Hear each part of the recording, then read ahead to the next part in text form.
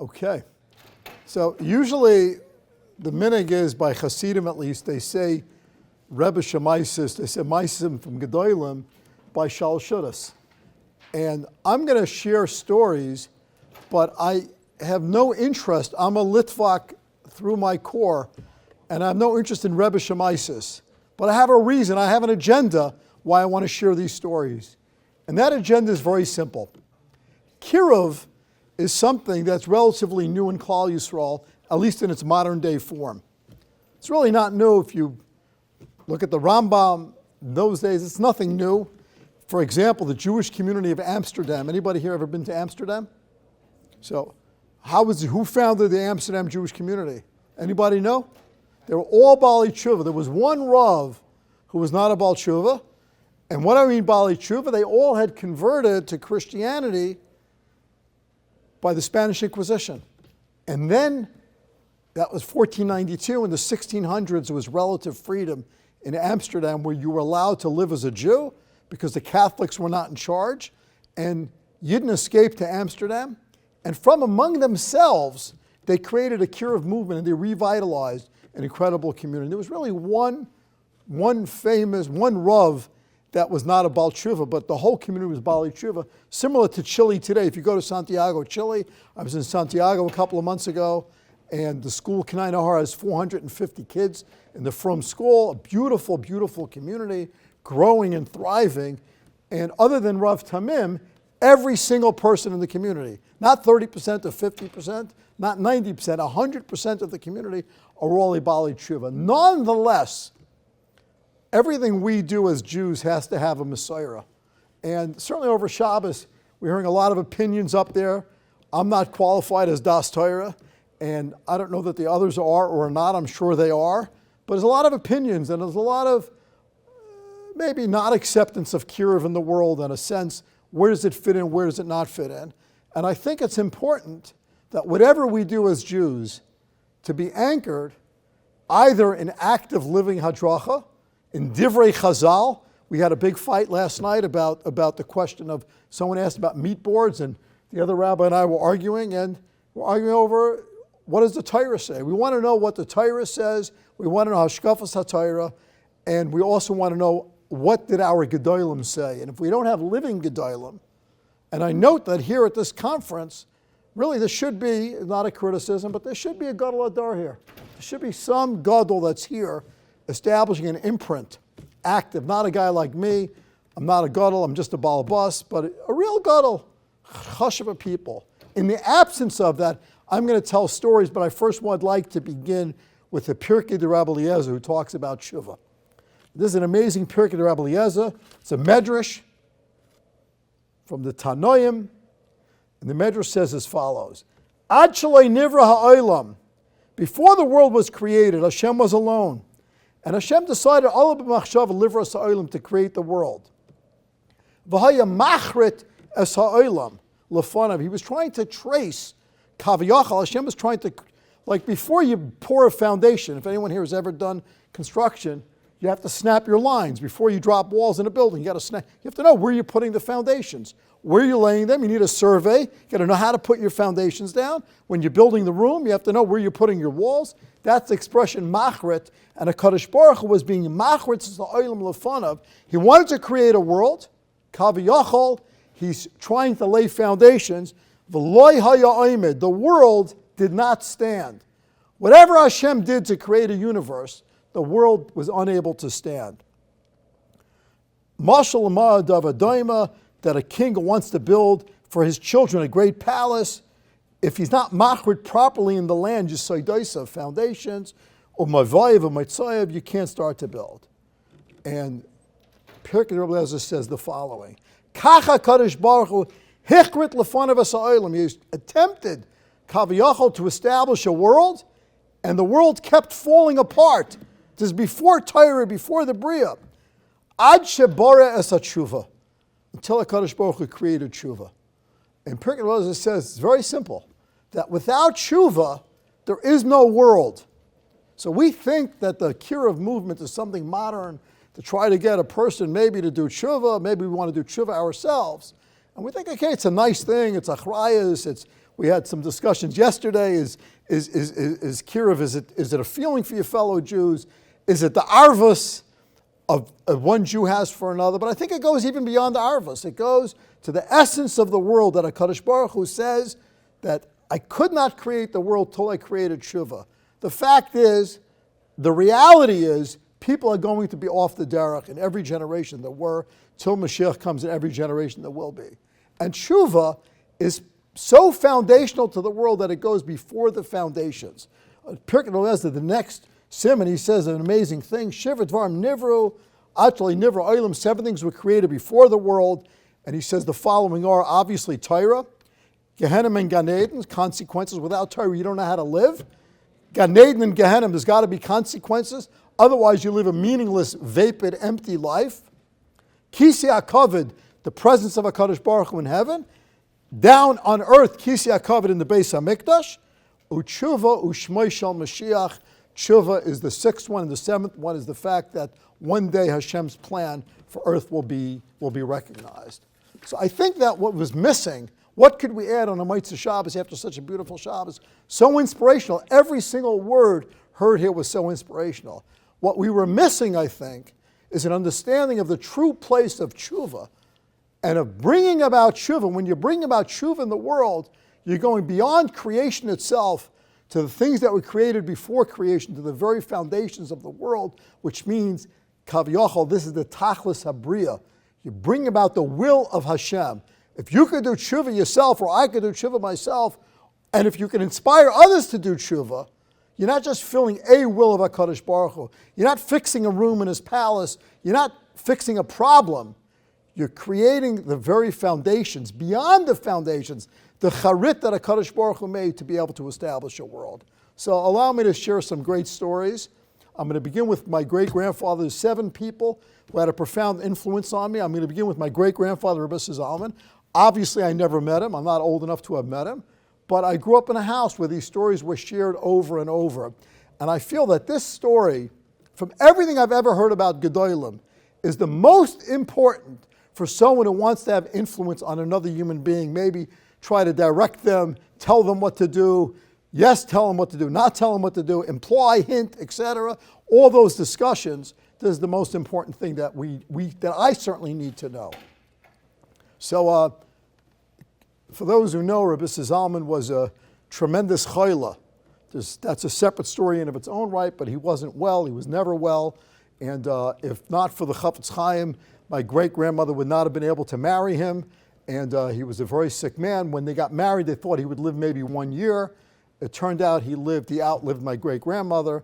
By a few years, he lived till his mid-80s, but he was never very healthy. And people would come to him with their problems. And when they came to him with their problems, he would take it so to heart that he literally gets sick. So somebody came to him. By the way, he once tried to quit. He wanted to quit the Rabbanis. He was both Rosh Hashiva and Rav. He was a Rav of Slutsky, he was Rosh Hashiva. No easy task to wear 2 hats. Or in his case, it would have been 2 strimals, but no easy task. And he went to the Chafetz Chaim and he said, I can't do it, I want to quit. Chafetz Chaim said, you can't, you're not allowed to. You have a chrayas and you're stuck. So someone came to his house and asked him a shayla. A young man, and Rabbi Zalman hears the shayla, and he goes into the other room. If you want to visit his apartment in Eretz Yisrael, I can show you where the rooms are. He goes into the other room, and the man is waiting in the apartment's about the size of the stage. The man is waiting in the front room. He's in the back room, and my grandmother hears him talking to himself. And she hears him crying and crying and crying. And she's just crying. And she goes in and she wants to talk to him. What's happening? Like, she always wanted to protect him from stress. He had tremendous stress. And he's crying and he says, "God, leave me alone, leave me alone." And she hears him say, "Halacha is halacha. Halacha is halacha. Azay daf mintan." In Yiddish, this is what we have to do. And then he says, "Aber a mensch is a mensch. A person's a person. What do we do?" And he's going back and forth, and he's saying, "Halacha is halacha, but the person's a person. Halacha is halacha, the person's a person." And my grandmother comes in and wants to calm him down a little bit. He had a weak heart. And he sends her out, And finally he comes out and he goes to the man. He says something to him, and the man leaves. And my grandmother says, what happened? And he looked exhausted. He says, I was geyser. That's what he says. Tzaddik geyser. You want to finish the sentence? Kadosh Baruch Hu Makai. He says, I was geyser. And he was like exhausted from it. We said, what happened? What happened was, in halacha, you can't marry a woman who's not going to have children. This was a chassan. He had come to Rabbi Zalman. He had found out that his kala couldn't have children. And he asked halacha, what does he do? So look, we're not Reformed Jews here. Halacha is halacha. There's no question about it. A Rav is asked a shayla, you have to paskin. But in thinking to paskin, to say what the halacha is, he said, what's going to be with the kala? The whole Yerushalayim is going to find out. They're going to know the shidduch broke off. She said, why did the shidduch break off? She can't have kids. The bizayin that she's going to have. How can I subject her to that bizayin? But halacha is halacha. So what do I do? If I tell him you can't get married, the bizayin can't be on my cheshbon, such a bizayin. And he's going back and forth, and he's stuck. He doesn't know what to do. Remember, we're Litvaks, we're not Chassidim. There's not a Chassidish Shemaisa, even though it's Mitzvah Shabbos. He says he's geyser, they're going to have a kid. He goes out and he's soymech on himself. That's a chiddush. You hear that? He's soymech on himself, on his gezerah, to paskin. I know it's not a Litvish story, it's a Chassidish story, but he's geyser, and on that he's soymech to paskin that he could marry her, and they got married and they had a child. Yeah, but all Litvish Rabbanim wore Streimlach. You know that. The reason why Litvaks don't wear Streimlach is a digression. The Tsar made a gzeir against all the Jews. They were not allowed to wear Streimels because Streimlach were the simon of nobility. So people went to the Tsar, friends of his. Yidden got to somebody who knew somebody, and they said, listen, it's a big gzeira. So in Poland, he said, okay, I'm avata the gzeira. But in Lita, there were different regions. The Shtadlanim from Lita weren't as good, so they got an exception for Rabbanim. So the Yidden in Lita were banned from wearing Streimlach, but the Rabbanim were allowed to wear Streimlach. That's who wore Streimlach. But back to the core story. People spoke about love before. You have to love and all this new age stuff when you're in Kirov. You have to be noise ba'al. If you're working with another human being and you're giving them advice and you're giving them adracha, and kal v'choim if you're paskening for them, you got to carry that person. And you have to carry it in a way that you're ready to be geyser, to say, this is what I'm going to do. I'll go to the end of the earth and beyond to protect that person's strength, to protect that person's dignity, to protect that person's sense of self. That's why, personally, I don't agree with telling people what to do. And I don't agree with in Kirov, you tell a person do this or do that. Because my father didn't believe it either. And the reason is, you have to protect a person's sense of independence. You can never undermine it. Never undermine that other person who he is. Permit me to move on to the Zayder Aharon. My grandfather, I don't have to say much about him. Many people know of many famous stories. But if there's one thing that he had, in addition to his capacity to carry and feel the burden of Klal Yisrael, which certainly he did. Most famously, him and Stephen Wise, the rabbi, the Reform rabbi, they had a deal with the Nazis to buy Jewish lives, and it wasn't easy negotiations. The Nazis were no cakewalk in negotiations, and the Nazis at one point were willing to release a trainload of Jews who were mishumadim. For them, it was an easy deal. They satisfied the Vatican. They released a bunch of Christians. And they satisfied the Jews. The Jews pay to release Christians. So the great Reform rabbi, they talk about Achtos, Stephen Wise gets up. They're fighting over whether you could use Jewish money for that. And Stephen Wise says, these are people they converted to Catholicism, they're Goyim. And the Baron said, no, you have to save them. You could save them, you have to save them. You use our money that we raised on Yom Kippur with Irving Bunim, all the stories. And so the carrying of Klal Yisrael, yeah, but on top of that, they have such a passion for Klal Yisrael, such a passion, tens of thousands of stories I'll share one of them. When he escaped from Kletsk, he jumped he came to the train station, and the train was so packed with refugees, they couldn't get him on the train. There was no room. So there were already 1 or 2 Bachrim on the train. They opened the window, he wasn't so tall, and they threw him in through the window onto the train. So escaping the Nazis. Before his feet landed, he always carried a Mishnah Berurah with him. You see a lot of pictures. He had the Mishnah Berurah open, he was learning. Before his feet were on the ground. The passion for Torah, the passion for Klal Yisrael, the willing to go to the ends of the earth was something that he had. And that too is on top of a feeling of a connection to the Yidden, that you're carrying them. It's not enough love. Love doesn't mean anything. To carry the other person's burdens and to do it with a passion, to go to the ends of the earth, to go to Washington, to go to the mafia, all the famous stories, do anything to save a Yid, to help a Yid, to be Makar of a Yid, to bring Torah to Yidden. My father once came home from an Agudah convention, and I saw he was very agitated. He was agitated. My father didn't get agitated too easily. In my lifetime, I saw him get upset, really upset one time. It was a shock to me because I had never seen him lose his temper. And one time, he did lose his temper. It turned out, for those who know a little bit of Jewish history, that there was an attack on Ramosha Feinstein. Ramosha wrote a famous tshuva. You remember? He wrote a famous tshuva.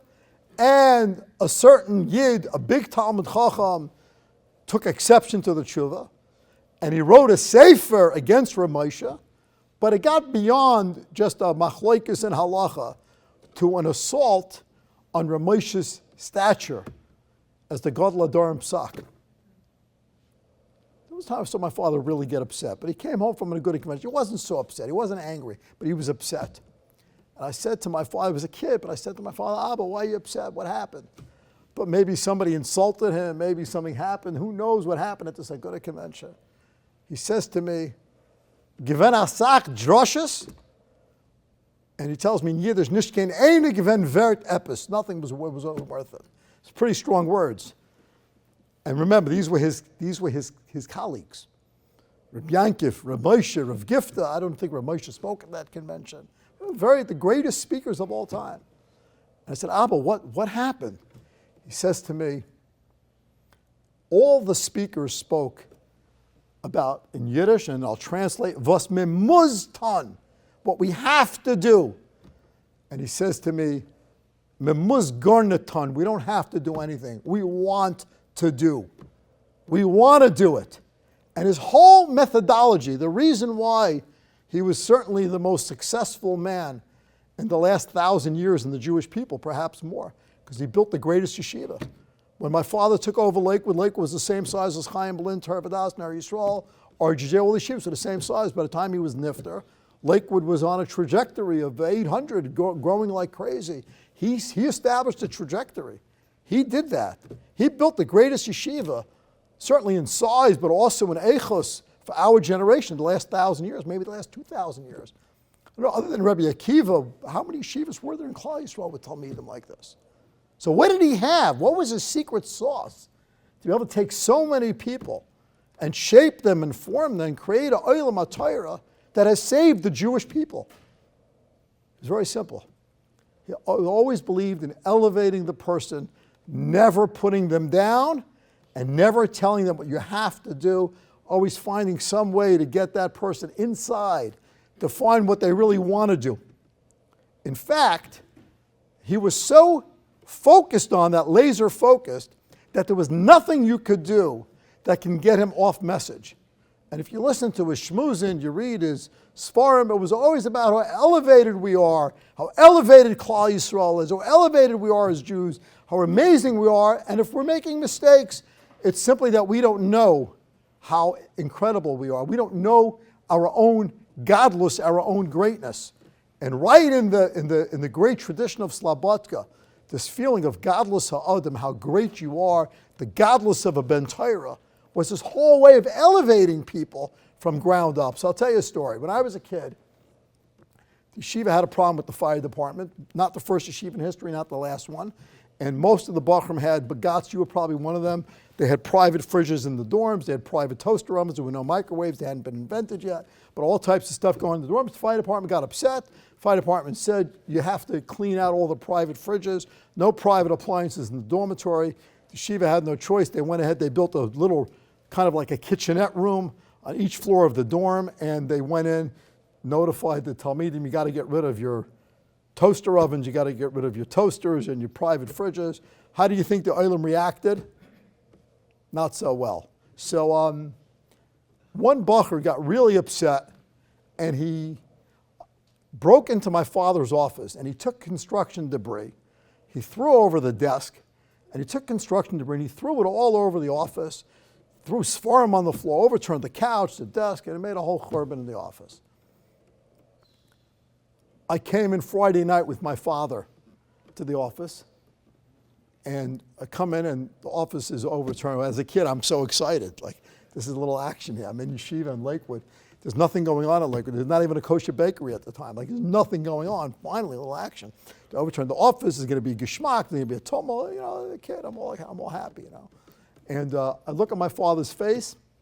There's nothing on his face. Nothing. No reaction.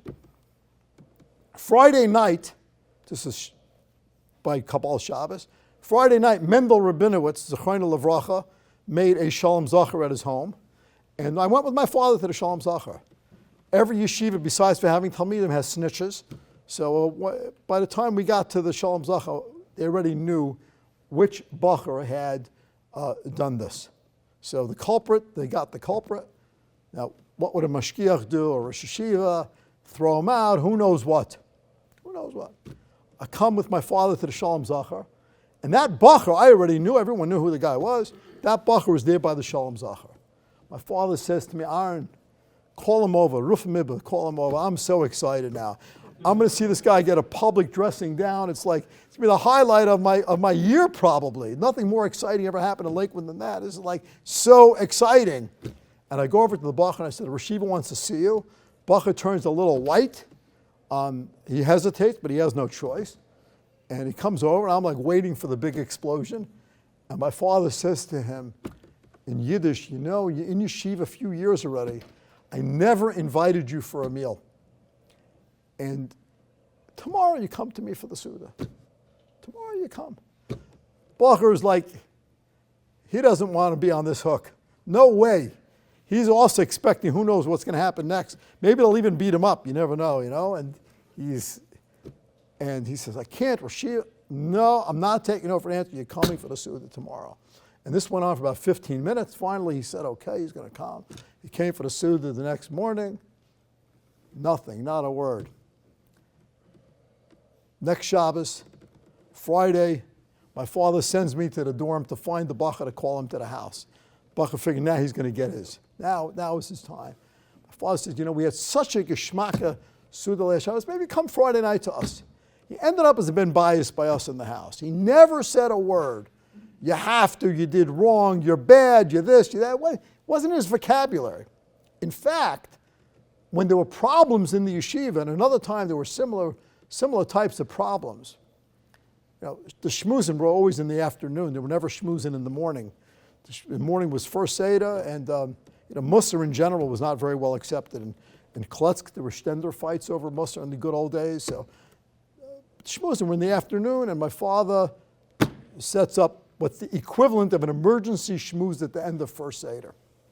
And he gets a shmooze, and he talks about the godless of a Ben Torah, the godless of a from person, the godless of an Eved Hashem. Doesn't say a word. And no, everyone's like, what's going on? It turned out that also there was a big incident in the yeshiva. Some Bachrim had done some really bad stuff. And his response to their misbehavior that probably violated every rule, so to speak, of what's acceptable was a sense in himself. They don't know. How could they do that? They don't know their own greatness. If they knew their own greatness, they never would have done that. So what do I have to do? I have to speak to them about their greatness. To criticize them? If I criticize them and they don't know their greatness, they're still not going to know their own greatness. And that was his entire style for those who knew him. to go ahead and build Talmidim by never criticizing, never putting down, never knocking, always just elevating the person. Man, it's not easy living in a house like that because my father never said to me what I have to do. But as a kid, he was always elevating us also. As a matter of fact, I found it embarrassing when I was 5 years old, I told him a Vart. And by the time I was like 16, like we're meeting the Satmar Rebbe of Moshe, and he'd be telling them when I was 5 years old, I said this Vart over, and he would tell it over with such a geschmack, like as if he's quoting the greatest Medrash, the greatest Rabbi Kiva Eger, like that was his way of elevating people, never putting the other person down. I certainly think that for those who would like to be involved in being mashpi on other people, as we said before, don't love them, feel their burden, go far beyond love and carry their burden, have a lot of passion. If you're not passionate, ignite that passion and never put them down, always elevate them. And if you have a person, it could be from, not from, and you want to inspire, if you're a Rav, you're in a community, and you have problems in your community, or you're doing kiruv, whatever it is that you're doing, elevate the other person, elevate. And that's why, incidentally, you don't see a whole lot of social critique. If you go online, which is a horrible place to be, it's almost as bad as the real world. You see everybody online, everybody's hawking this, that, why aren't they doing this, why aren't they doing that, they should do this, they should do that. Everybody's filled, suddenly all the angry people congregate in one place. And people wonder, like, why don't the Rosh Yeshivas do A, B, or C? Why don't they say X? Why don't they stand up, whatever? And the answer is that it's really not in the Messiah. It's just not in the Messiah. The Messiah is, if we haven't done a good enough job at elevating people, stay on message. How amazing you are, and especially if you meet a Fry Yid. If I meet a Fry Yid and they tell me they're a Jew, what I want to convey to them is, do you know about your heritage? Do you know how amazing your history is? Do you know the thousands of years of the most powerful history in the world behind you? Do you know what you represent? And even if you don't represent it very well, you still represent it. You are a Jew who is a prince among the nations. And they really know that. Gentile, I have a lot of Gentile friends I know, not very close, but a lot of Gentile people. They all tell me the same thing. They know the Jewish people are the princes among the nations of the earth. And sometimes they'll criticize us for it. Sometimes they'll be rough on us for it. But the fundamental recognition of what it means to be the Am HaNivchar. I was, Shuka, you're going to appreciate this. I walked out of South Fallsburg Yeshiva with my Rosh Yeshiva, Rebbe Ber Vachfeigel, on Rosh Hashanah after a beautiful davening. And we're walking down the road to Yagdal Housing, and a car of Gentile youth drive by. They see a few people in Talesim, and they start honking the horns and screaming some of their choice words at us and all. And I'm like, again, you get excited, like, should we call the cops? What should we do and all that? And Rebbe Ber, we just left Rosh Hashanah Tkiyas. Anu Taikim V'heim Taikim, which to paraphrase that, there's an expression, Anu Amelim V'heim Amelim, we work and they work, we work and we get schar, they work, they don't get schar. Anu Taikim V'heim Taikim, they're honking the horn. Like, it meant nothing to him. It didn't even register on his consciousness a sense of, whoa, wait a minute, these people, they hate us, they want to kill us, they want to hurt us, whatever it is. And as a Rosh Hashiva, what I saw in Rebbe Ber was this remarkable focus. Shuki, am I right? One time his couch was on fire. You know the story. Yeah. Without saying to his couch was on fire, they came and said to him, Shiva, your couch was on fire. He says, fire out? Okay, back. If it's not out, okay, put it out. Like why are you coming? Incredible focus. You didn't say that when his was on fire. No. That's different. Even Rabbi, you should just know that when the Zayda escaped, so when he got to Japan, so you had to jump on the ship. The ship there was like a rope ladder or a gangwalk, and it wasn't easy to get on. It wasn't like a nice, princess whatever cruise. These were freighters. And so Rabbi was trying to get up this like rope ladder, holding on to his briefcase of his ksavim. He didn't want to let go of the ksavim. And but it wasn't easy, one-handed. So a sailor grabbed the ksavim and threw them onto the boat. The second he did it, like a rocket, he shot up to go after the ksavim on that. And also my wife remembers when we had a small fire in my mother's house, one Hanukkah, and my mother literally, my wife was trying to drag her out of the house, and my wife was in the study. She broke open the window, and she's throwing the ksavim out of her house and burning down. She's not calling the fire department, nothing. Getting the ksavim out. Focus, focus, focus, focus, focus. I was privileged to learn by the great Rosh Yeshiva Rabbi Yitzchak Soloveitchik. Anyone here ever meet Rabbi Yitzchak Soloveitchik?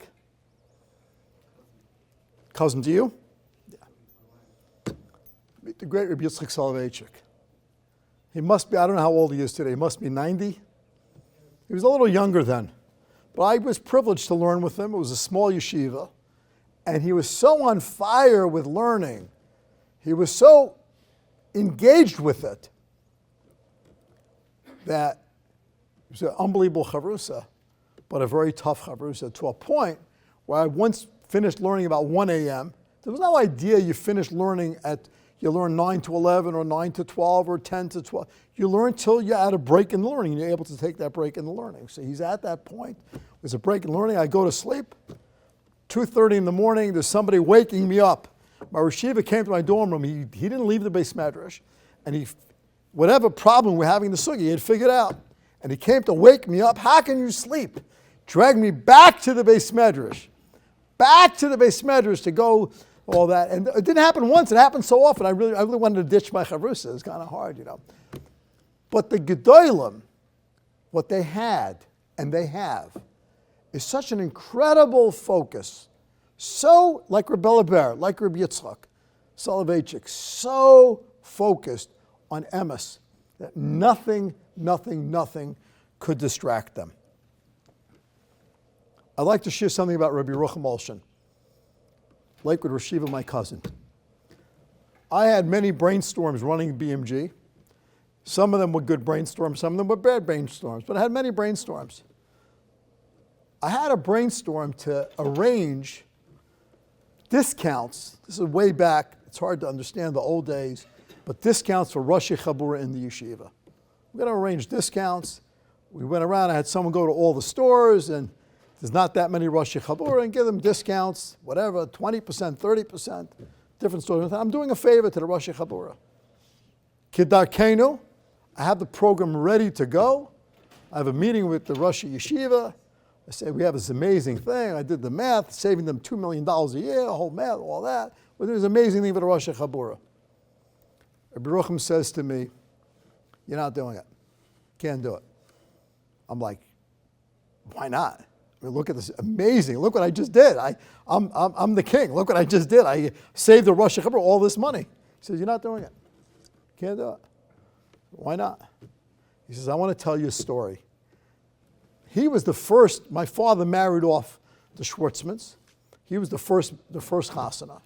When it came to his chasana, my father went over to the person doing the calling out for the brachas, this Rosh Yeshiva Mechabed, this Rav Mechabed, this uncle, whatever. And he says, no titles.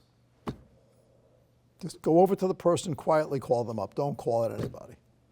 So Rabbi Rucham is feeling a little bit, like there's all these Rosh Yeshivas coming, all this chashuvim. It's like, it's a good feeling. You're at your chasana. You want all these people to be there, to be announced. Look who's here. And so he said, to my uncle, to my father, his uncle, he says, why not? My father says, the Talmidei Chachamim here, who are real, serious Talmidei Chachamim, but they never pursued a job. They never pursued what's called in Yiddish a shtella. And they're not getting called up. And they're going to see someone else get called up with a title, with a name, and they're going to feel a little bit of chalishas hadas, a little bit of a sense of you are rough from the other person. Look how that person made it, and I didn't make it. My father says, I can't do that. So in my family, I don't know that I kept it so well, but in my family, the minhag was, by chasan, is no calling up, no whatever, Rosh Yeshiva this, Rosh Yeshiva that. You go over to the person, you got the first bracha, you got the second bracha, you got the third bracha. So Rabbi Rucham said to me, you think you're helping Rosh Chabura?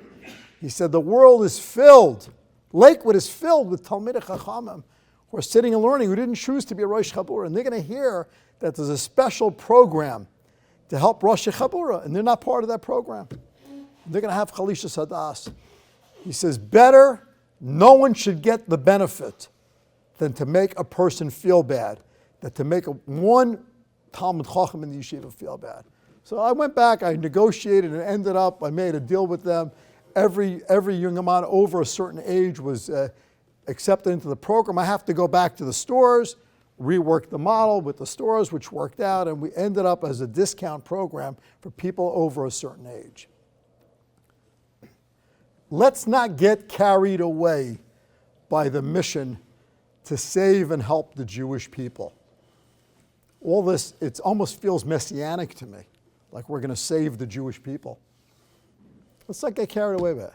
Let's just remember, let's elevate each and every Yid. Let's connect to each and every Yid. Let's bring them, as Reb Noach himself always would say, Torah's Chaim. There's the life we live. It's not, we don't learn Torah, it's Torah's Chaim, it's our lifeblood. This is the life we live, is the life of Torah. And as we do that, if you're going to try to have influence on another person, to be hyper sensitive, so that you never hurt the person, you never manipulate them, you never pressure them, you never overstep a boundary, you never in any way make that person feel that you're there for any other reason than to carry them and to care about them. And if you really care about that other person, and you're really nice to their all, that's the biggest hashpah that you can have on another person. Thank you, and a good tavach.